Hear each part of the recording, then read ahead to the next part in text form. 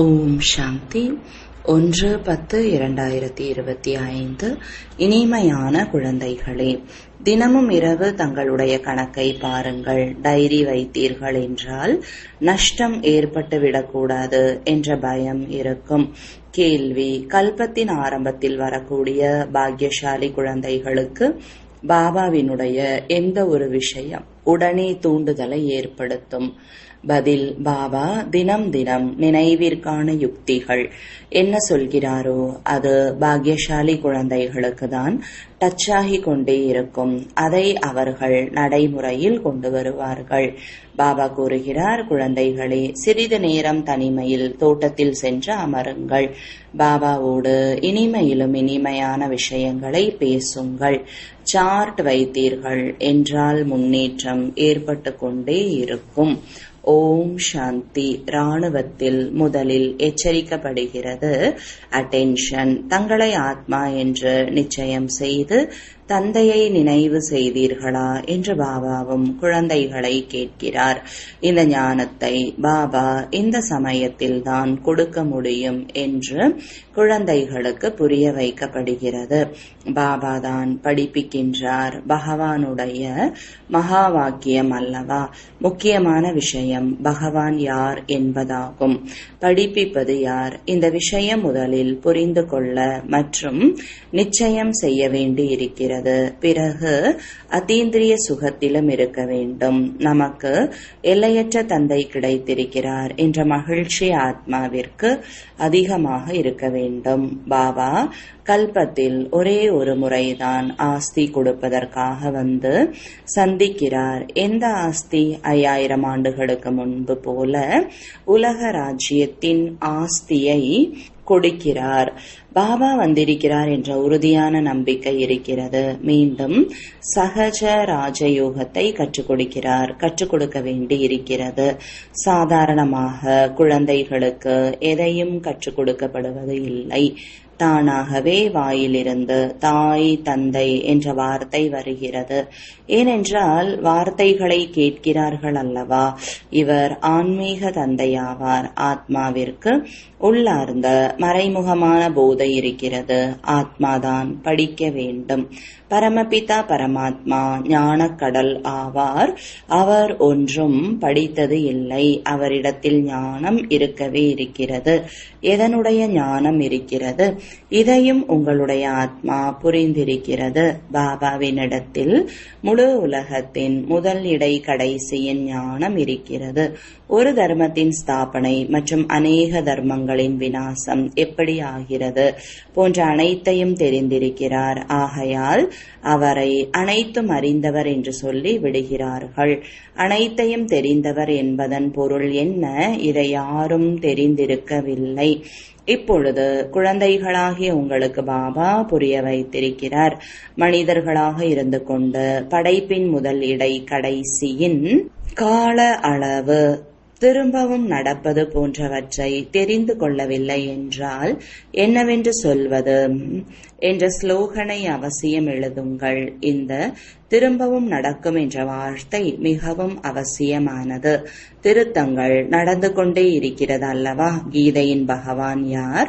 இந்த சித்திரம் மிகவும் நன்றாக இருக்கிறது. பரமபிதா பரமாத்மாவை தெரிந்து கொள்ளாத காரணத்தினால் அனைத்துமே பகவானுடைய ரூபம் என்று சொல்லிவிட்டார்கள். முழு உலகத்திலும் இதுதான் அனைத்திலும் முதல் தவறாகும். சிறிய குழந்தையிடம் நீ யாருடைய குழந்தை என்று கேட்டால் நான் இன்னாருடைய குழந்தை என்று சொல்லும். இன்னார் யாருடைய குழந்தை? இவருடைய குழந்தை என்று சொல்வார்கள். அவன் என்னுடைய குழந்தை என்று சொல்லிவிடுவார்கள். அதுபோல இவர்களும் இறைவனை தெரிந்திராத காரணத்தினால் நாங்கள் தான் பகவான் என்று சொல்லிவிடுகிறார்கள். எவ்வளவு பூஜை செய்கிறார்கள், இருந்தாலும் புரிந்து கொள்வது இல்லை. பிரம்மாவின் இரவு என்றால் பிரம்மா மற்றும் பிராமணிகளுக்கும் இரவாகத்தான் இருக்கும் என்று பாடப்பட்டுள்ளது. இவை அனைத்தும் தாரணை செய்ய வேண்டிய விஷயங்களாகும். இது யார் தந்தையின் நினைவில் இருக்கிறார்களோ அவர்களுக்கே தாரணை ஆகும். நினைவைதான் பலமென்று சொல்லப்படுகிறது. ஞானம் வருமானத்திற்கான ஆதாரம். நினைவின் மூலம் சக்தி கிடைக்கிறது. அதன் மூலம் பாவ கர்மங்கள் அழிந்து விடுகிறது. நீங்கள் புத்தியின் நினைவை தந்தையோடு ஈடுபடுத்த வேண்டும். இந்த ஞானத்தை தந்தை இப்பொழுதுதான் கொடுக்கிறார். பிறகு எப்பொழுதும் கிடைப்பதே இல்லை. தந்தையை தவிர வேறு யாரும் கொடுக்க முடியாது. மற்றவை அனைத்தும் பக்தி மார்க்கத்தின் சாஸ்திரங்கள், சடங்குகள். அவற்றை ஞானம் என்று சொல்ல முடியாது. ஆன்மீக ஞானம் ஒரு பாபாவிடம் இருக்கிறது. அதை அவர் பிராமணர்களுக்கு தான் கொடுக்கின்றார். வேறு யாரிடத்திலும் ஆன்மீக ஞானம் இருப்பது இல்லை. உலகத்தில் எவ்வளவு தர்மங்கள், மடங்கள் இருக்கின்றன, எவ்வளவு வழிகள் இருக்கின்றன. குழந்தைகளுக்கு புரிய வைக்க எவ்வளவு உழைப்பு தேவைப்படுகிறது. எவ்வளவு புயல் வருகிறது. எனது படகை கரை சேருங்கள் என்றும் பாடுகிறார்கள். அனைவருடைய படகும் கரை சேர முடியாது. சில படகுகள் மூழ்கிவிடும், சில படகுகள் நின்றுவிடும். 2-3 ஆண்டுகள் ஆகிவிடுகிறது. அநேகருடைய தகவலே தெரிவது இல்லை. சிலர் பிரிந்து சென்று விடுகிறார்கள், சிலர் அங்கேயே நின்று விடுகிறார்கள்.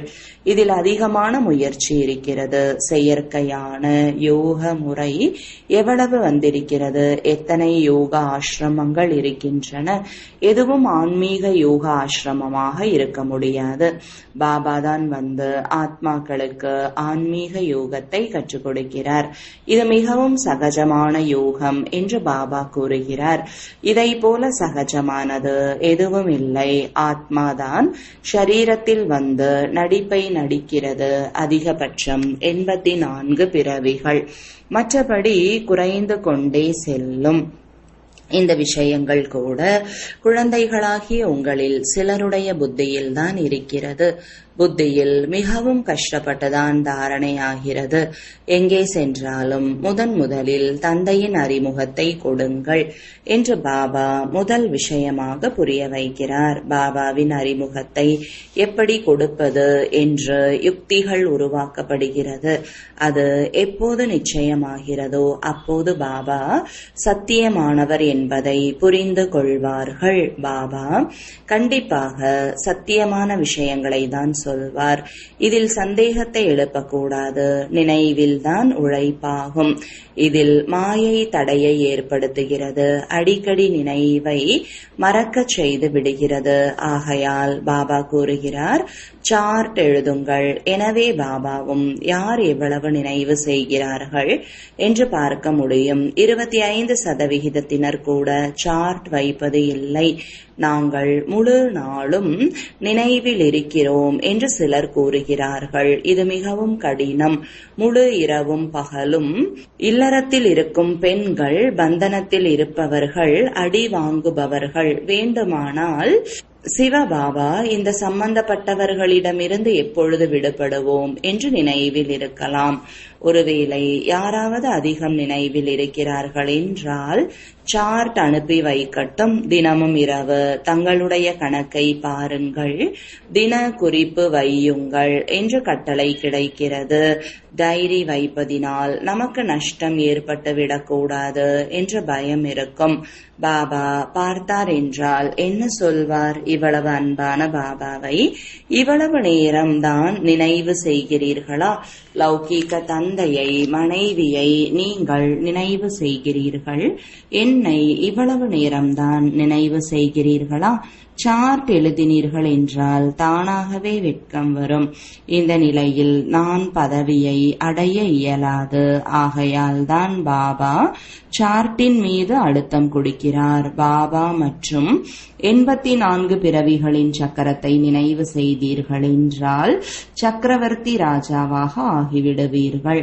தங்களுக்கு சமமாக மாற்றினீர்கள் என்றால்தான் பிரஜைகளின் மீது ராஜ்யம் செய்வீர்கள். இது நரனில் இருந்து நாராயணனாக ஆவதற்கான ராஜயோகமாகும். இதுதான் குறிக்கோள். எப்படி ஆத்மாவை பார்க்க முடியாது, புரிந்து கொள்ளப்படுகிறது. அதுபோல இவருக்குள் ஆத்மா இருக்கிறது. இது கூட புரிந்து கொள்ளப்படுகிறது. இந்த லக்ஷ்மி நாராயணருடைய ராஜ்யம் கண்டிப்பாக இருக்கும். இவர்கள் அனைவரையும் விட அதிக முயற்சி செய்திருக்கிறார்கள். ஆகையால் தான் பட்டம் பதவியை அடைந்திருக்கிறார்கள். கண்டிப்பாக இவர்களுடைய பிரஜைகள் அதிகம் இருப்பார்கள். உயர்ந்ததிலும் உயர்ந்த பதவியை அடைந்து இருக்கிறார்கள். கண்டிப்பாக அதிகமாக நினைவில் ஈடுபட்டு இருப்பார்கள். ஆகையால் தான் மதிப்புடன் தேர்ச்சி பெற்றிருக்கிறார்கள். நம்மால் ஏன் அதுபோல ஈடுபட முடிவதில்லை என்ற காரணத்தை கண்டறிய வேண்டும். தொழில் போன்ற பிரச்சனைகளில் புத்தி அதிகமாக சென்று விடுகிறது.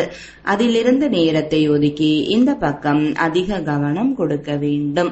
கொஞ்சம் நேரம் ஒதுக்கி தோட்டத்தில் தனிமையில் அமர வேண்டும். பெண்கள் செல்ல முடியாது. அவர்கள் வீட்டை பராமரிக்க வேண்டும். ஆண்களுக்கு சகஜமாகும். கல்பத்தின் ஆரம்பத்தில் இருந்த பாக்கியசாலிகள் யாரோ அவர்களுக்கு தான் இது புரியும். படிப்பு மிகவும் நல்லது. மற்றபடி ஒவ்வொருவருடைய புத்தியும் அவரவருக்கு இருக்கிறது. எப்படியாவது தந்தையிடமிருந்து ஆஸ்தியை அடைய வேண்டும். பாபா அனைத்து வழிமுறைகளையும் கூறுகிறார். குழந்தைகள்தான் முயற்சி செய்ய வேண்டும். பாபா பொதுவாக வழி கூறுவார். ஒவ்வொருவரும் தனித்தனியாக வந்து யாராவது கேட்டாலும் தந்தை வழி சொல்ல முடியும். தீர்த்த யாத்திரைக்கு பெரிய பெரிய மலைகள் மீது ஏறி செல்கிறார்கள் என்றால் வழிகாட்டிகள் எச்சரிக்கை அளித்துக் கொண்டே இருக்கிறார்கள்.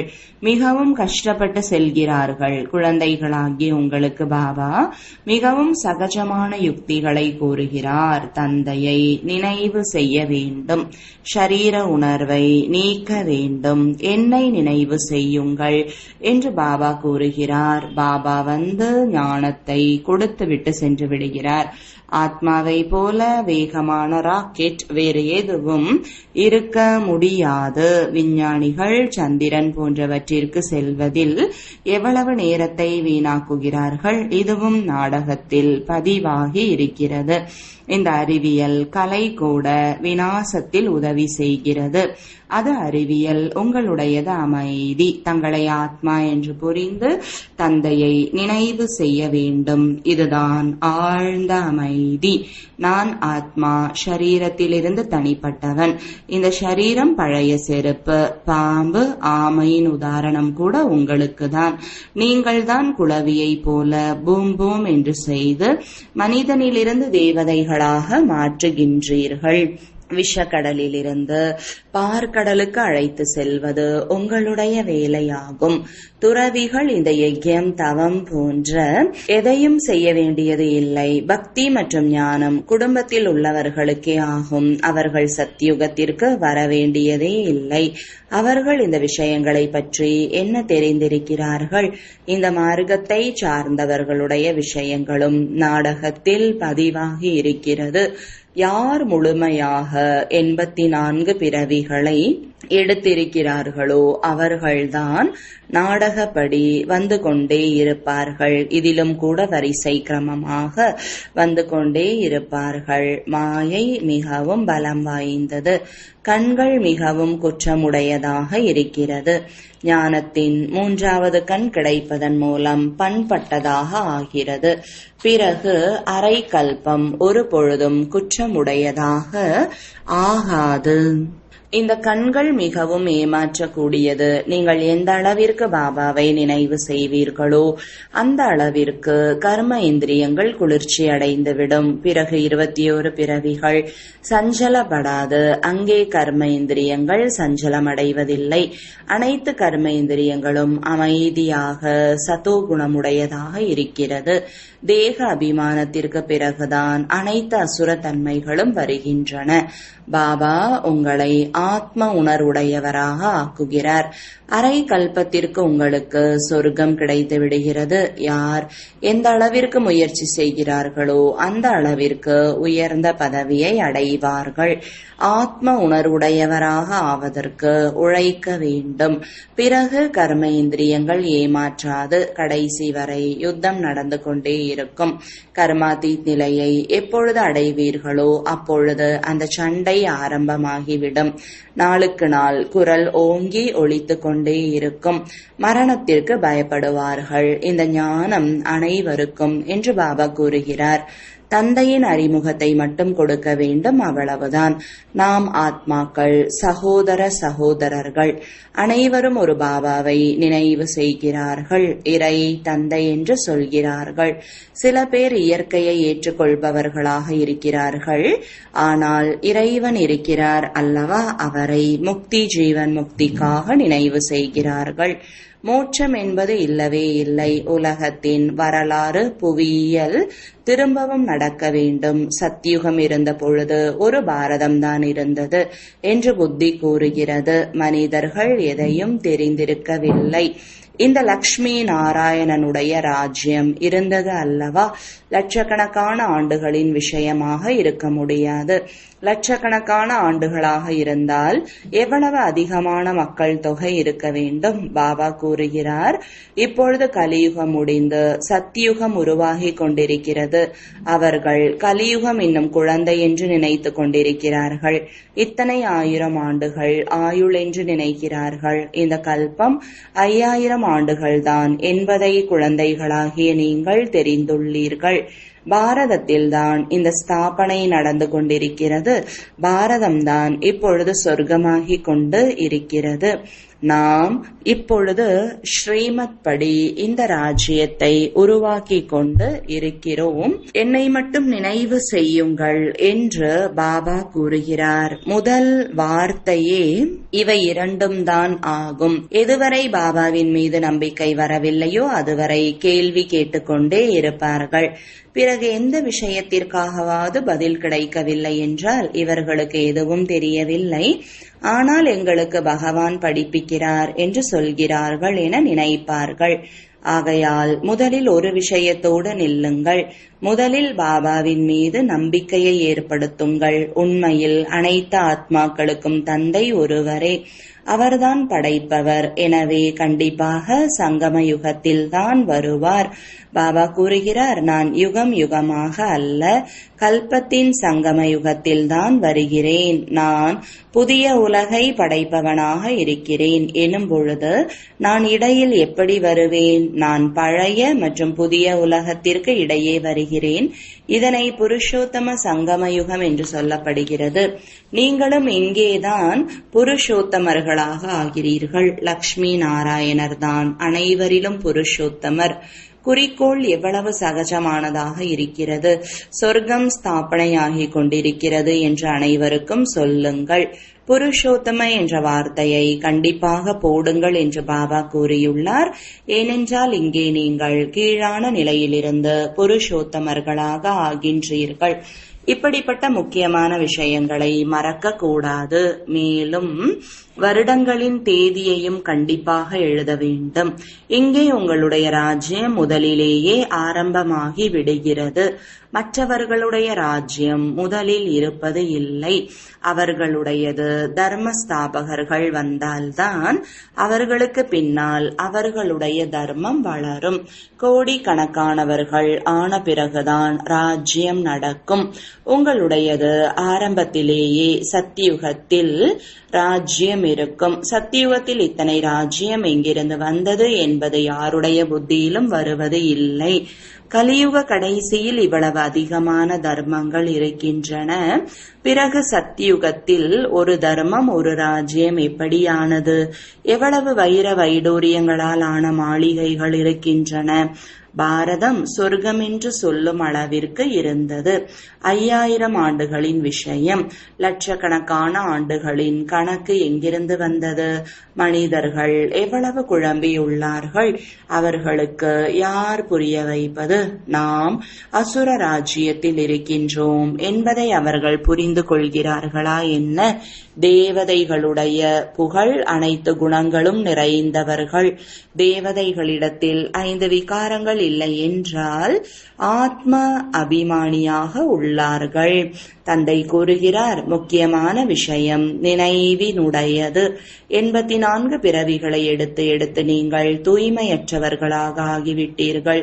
இப்பொழுது மீண்டும் தூய்மையாக ஆக வேண்டும். இது நாடகத்தின் சக்கரம். நல்லது. இனிமையிலும் இனிமையான காணாமல் போய் கண்டெடுக்கப்பட்ட செல்லமான குழந்தைகளுக்கு தாயும் தந்தையுமான பாப்தாதாவின் அன்பு நினைவுகளும் காலை வணக்கங்களும். ஆன்மீக குழந்தைகளுக்கு ஆன்மீக தந்தையின் வணக்கங்கள். ஆன்மீக தந்தைக்கு ஆன்மீக குழந்தைகளின் அன்பு நினைவுகளும் வணக்கங்களும். தாரணைக்கான முக்கிய சாரம். முதலாவது, ஞானத்தின் மூலம் 3வது கண்ணை பெற்று ஏமாற்றக்கூடிய தங்களுடைய கண்களை நாகரீகமானதாக ஆக்க வேண்டும். நினைவின் மூலம் கர்ம இந்திரியங்கள் குளுமையாகவும் சத்தோகுணமுடையதாகவும் ஆகும். ஆகையால் இந்த முயற்சியை செய்ய வேண்டும். தொழில் போன்றவற்றிலிருந்து நேரத்தை ஒதுக்கி தனிமையில் சென்று நினைவில் அமர வேண்டும். நமக்கு ஏன் நினைவு சரியாக அமைவதில்லை என்ற காரணத்தை பார்க்க வேண்டும். தங்களுடைய சார்ட்டை கண்டிப்பாக வைக்க வேண்டும். வரதானம். பொறுமையின் சக்தி மூலம் அழிவற்ற மற்றும் இனிமையான பலனை பெறக்கூடிய அனைவருக்கும் அன்பானவர் ஆகுக. விளக்கம். பொறுத்து கொள்வது என்பது சாவதாகாது, ஆனால் அனைவரின் இதயங்களில் வாழ்வது. எத்தகைய விரோதியாக இருந்தாலும், ராவணனை காட்டிலும் உக்ரமாக இருந்தாலும், ஒரு தடவை இல்லை 10 தடவை பொறுத்து கொள்ள நேர்ந்தாலும் பிறகும் கூட பொறுமை சக்தியின் பலன் அழியாதது மற்றும் இனிமையானது. வெறுமனே இந்த பாவனை மட்டும் வைக்காதீர்கள். நான் இவ்வளவு பொறுத்து கொண்டேன் என்றால் இவரும் ஏதாவது செய்யட்டும். அல்ப காலத்தின் பலனுக்கான பாவனை வைக்காதீர்கள். இரக்க பாவனை வையுங்கள். இதுவே சேவை பாவனை. சேவை பாவனை உள்ளவர்கள் அனைவரின் பலவீனங்களையும் உள்ளடக்கிக் கொள்வார்கள். அவர்களை எதிர்கொள்ள மாட்டார்கள். ஸ்லோகன். எது நடந்து முடிந்ததோ அதை மறந்து விடுங்கள். நடந்து முடிந்து போன விஷயங்களிலிருந்து பாடம் கற்றுக்கொண்டு இனிவரும் காலத்திற்காக எப்பொழுதும் எச்சரிக்கையாக இருங்கள். அவ்யக்த சமிஞ்சை. தனக்காகவும் மற்றும் அனைவருக்காகவும் மனதின் மூலமாக யோகத்தின் சக்திகளை பயன்படுத்துங்கள். எப்படி பாப்தாதாவிற்கு இரக்கம் வருகிறது, அதுபோல குழந்தைகள் நீங்களும் கூட மாஸ்டர் இரக்க மனம் உள்ளவராகி தனது மனதின் உள்ளுணர்வு மூலம் ஆத்மாக்களுக்கு பாபாவிடமிருந்து கிடைத்துள்ள சக்திகளை கொடுங்கள். கொஞ்ச சமயத்தில் முழு உலகிற்கான சேவையை முழுமை பெறச் செய்ய வேண்டும். தத்துவங்களோடு கூடவே அனைவரையும் தூய்மையாக ஆக்க வேண்டும் எனும் போது மனதின் மூலம் தீவிர வேகத்தில் சேவை செய்யுங்கள். யோகத்தின் சக்திகளை பயன்படுத்துங்கள். ஓம் சாந்தி.